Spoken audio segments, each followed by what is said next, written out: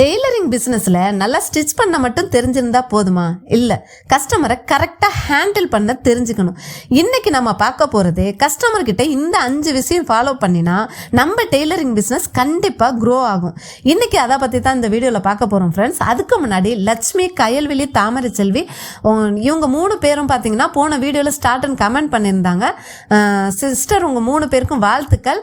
3 பேரும் கன்சிஸ்டன்சியாக ஒர்க்கை கண்டினியூ பண்ணுங்க. கண்டிப்பாக பெரிய growth உங்களுக்கு வரும். இதே போல பிகினர் யாராவது இந்த வீடியோ பார்த்தீங்கன்னா எனக்கு ஸ்டார்ட் அண்ட் கமெண்ட் பண்ணுங்க. நெக்ஸ்ட் வீடியோவில் உங்கள் பேரையும் மென்ஷன் பண்ணி நான் உங்களுக்கு வாழ்த்துக்கள் சொல்கிறேன்.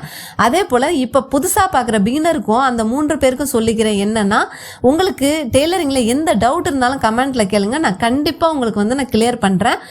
நம்ம சேர்ந்து பெரிய க்ரோ ஆகலாம். வாங்க வீடியோக்குள்ளே போகலாம். இதில் 5 விஷயம் நான் சொல்லியிருக்கேன். அந்த 5ஆவதாக உள்ள விஷயம் பார்த்தீங்கன்னா மிகப்பெரிய இம்பார்ட்டண்ட்டான ஒரு விஷயம்.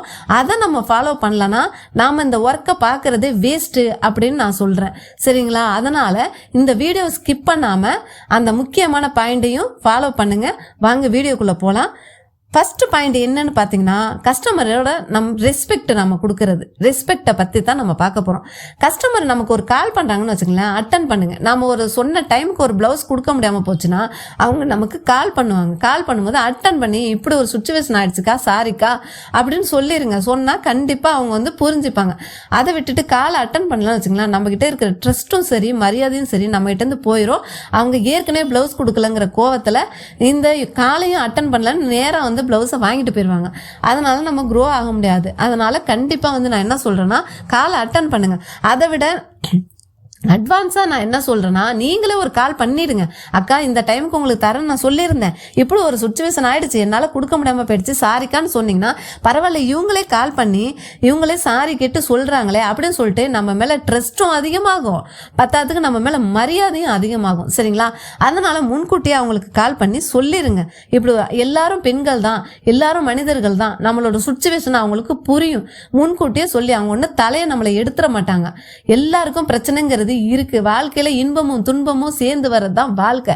அதனால கண்டிப்பா அவங்க புரிஞ்சுப்பாங்க. சொல்லுங்க, உங்களுக்கு அவங்க நெக்ஸ்ட் ஆர்டரும் கொடுப்பாங்க.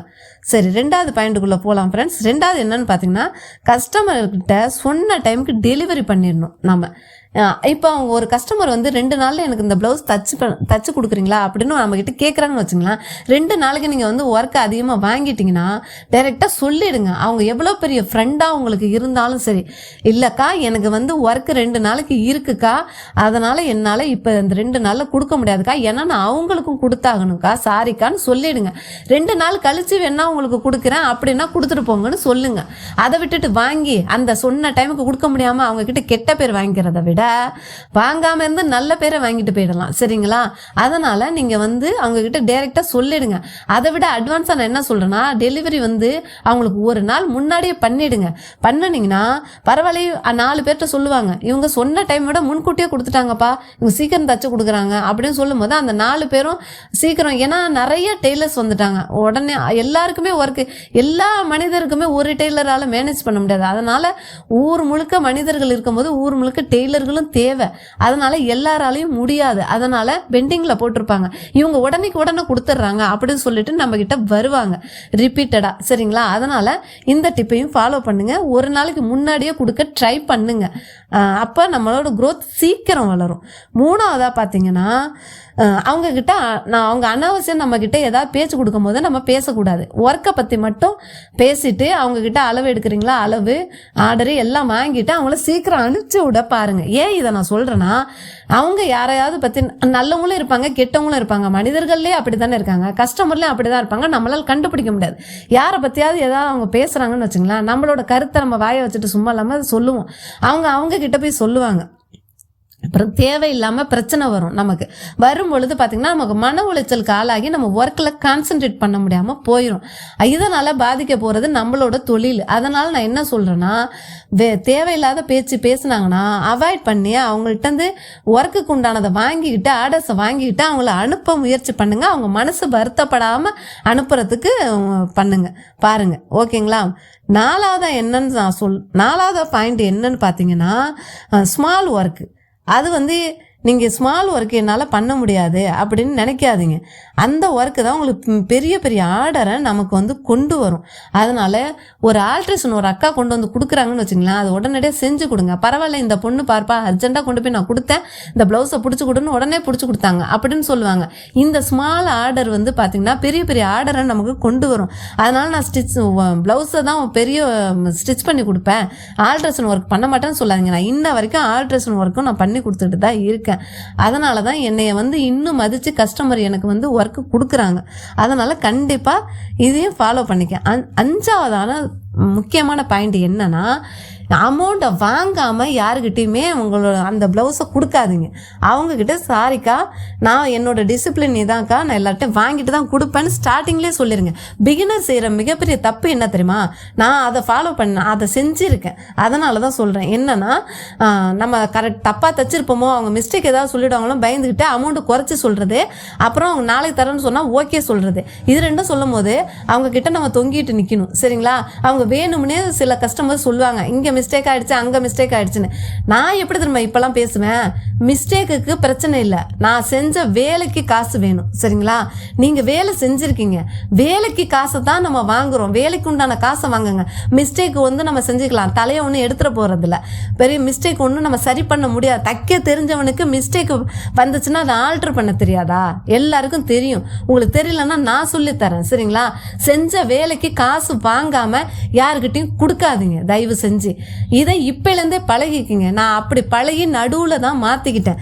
இதனால வந்து பெரிய விளைவுகளை சந்தித்தேன். நீங்கள் இப்போலேருந்தே அந்த பழக்கத்தை பழகிக்கிட்டிங்கன்னா ரொம்ப நல்லது. அவங்க வந்து அதே போல் 5 ப்ளவுஸ்க்கு மேலே ஆர்டர்ஸ் வருதுன்னா அட்வான்ஸ் வாங்கிடுங்க. ஏன்னா மொத்தமாக கொடுக்கக்குள்ள அவங்களுக்கு கஷ்டமாக இருக்கும் அமௌண்ட் கொடுக்க. அப்போ பாதி காசை கொடுத்துட்டு பாதியை வந்து சொல்லுவாங்க 2 நாளில் தரேன் அப்படிம்பாங்க. அப்படியே மறந்துடுவாங்க. நம்ம அவங்கக்கிட்ட கெஞ்சிக்கிட்டு நிற்கணும். அதனால் இந்த வேலையே ஆகாது.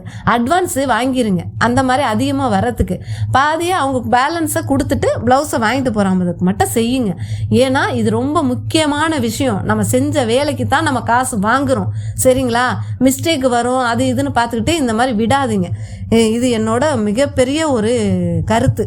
சரி, ஓகே ஃப்ரெண்ட்ஸ். அதுக்கப்புறம் பார்த்தீங்கன்னா, டெய்லரிங் பிஸ்னஸில் க்ரோத் வேணும்னா மிஷின் மட்டும் போதாது, கஸ்டமரோட சாட்டிஸ்ஃபேக்ஷன் தான் நமக்கு மிகப்பெரிய மிஷின். ஓகேங்களா? இதை புரிஞ்சுக்கிட்டு அந்த கஸ்டமரை ஹேண்டில் பண்ணுங்கள். கஸ்டமரு ஹாப்பியாக நம்ம வச்சுக்கிட்டோம்னா ரிப்பீட் ஆர்டர் வரும். ரிப்பீட் ஆர்டர் வந்துச்சுன்னா ரெகுலர் இன்கம் வரும். ரெகுலர் இன்கம் வந்துச்சுன்னா நம்ம பெரிய க்ரோத் அடைஞ்சிடலாம். இதுதான் நம்மளோட ஃபார்முலா. இது என்னோட அனுபவ ரீதியில் நான் உங்களுக்கு சொல்கிறேன். சரிங்களா? இந்த 5 விஷயத்தையும் ஃபாலோ பண்ணுங்கள். பெரிய க்ரோத்தை நீங்கள் அடைவீங்க. வாழ்த்துக்கள்.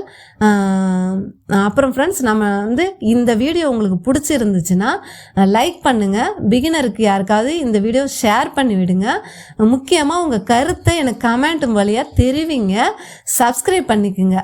நாம் டெய்லரிங் அண்டு எம்ப்ராய்டரி பண்ணுறோம். முக்கியமாக எம்ப்ராய்டரி டெய்லர்ஸ் யாராவது இருந்தீங்கன்னா, எம்ப்ராய்டரி நம்ம 350 ரூபாயிலேருந்து குறைஞ்ச விலைக்கு நம்ம பண்ணித்தரோம். உங்களுக்கு சாட்டிஸ்ஃபேக்ஷன் ஆகிற மாதிரி நல்லா ஃபினிஷிங்காக பண்ணித்தரோம். விருப்பம் இருந்தால் எங்கள்கிட்ட போடணும்னு டிஸ்கிரிப்ஷனில் இருக்கிற நம்பரை எடுத்து இது பாருங்கள். Okay friends, next video